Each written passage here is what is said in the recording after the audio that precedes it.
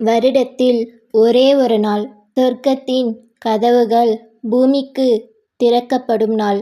அந்த நாளில் செய்த ஒரு சிறிய விரதங்கூட கோடி யாகம் செய்த பலனை தரும் என்றால் அந்த நாள் எது தெரியுமா? அதுதான் வைகுண்ட ஏகாதசி.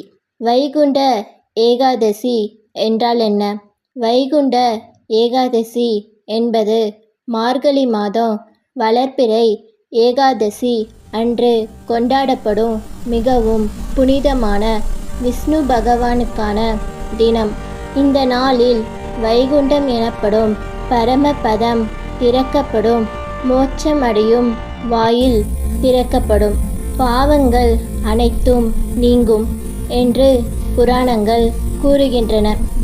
ஏகாதசி திதி எப்போ தொடங்குதுன்னா 30 டிசம்பர் 2025 காலை 7:50.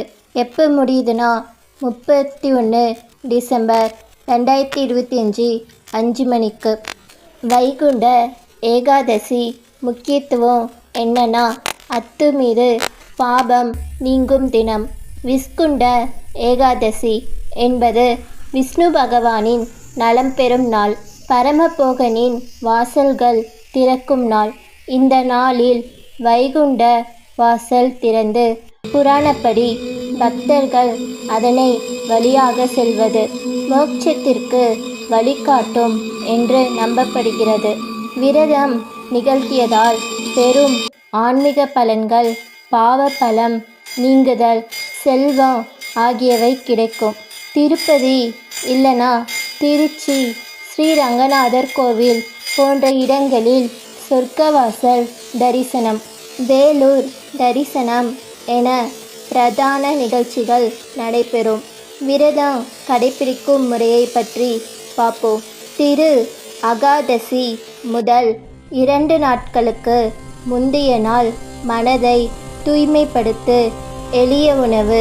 விரத நாள் காலை சூரிய உதயத்திற்கு முன்னதாக எழுந்து எண்ணெய் தேய்த்து குளியல், தூய ஆடை அணிந்து துளசி இலை பூஜை, ஓம் நமோ நாராயணாய விஷ்ணு சகஸ்கர நாமம் 108 முறை சொல்லுதல் சிறப்பு.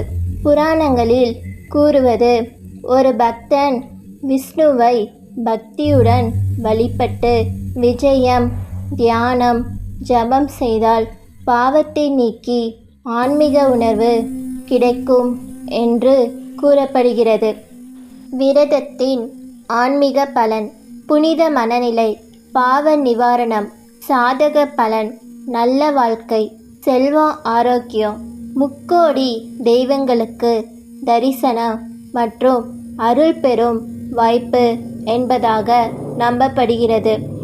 இன்று நாம் ஒரு நாள் விரதம் மட்டுமல்ல, ஆன்மீக வளர்ச்சி, தியானம், நம்பிக்கை, விஷ்ணுவை போற்றி செய்யும் செயல்களில் அனைத்து அருமையான பலன்களை பெறும் ஒரு வாய்ப்பு. ஓம் நமோ நாராயணாய.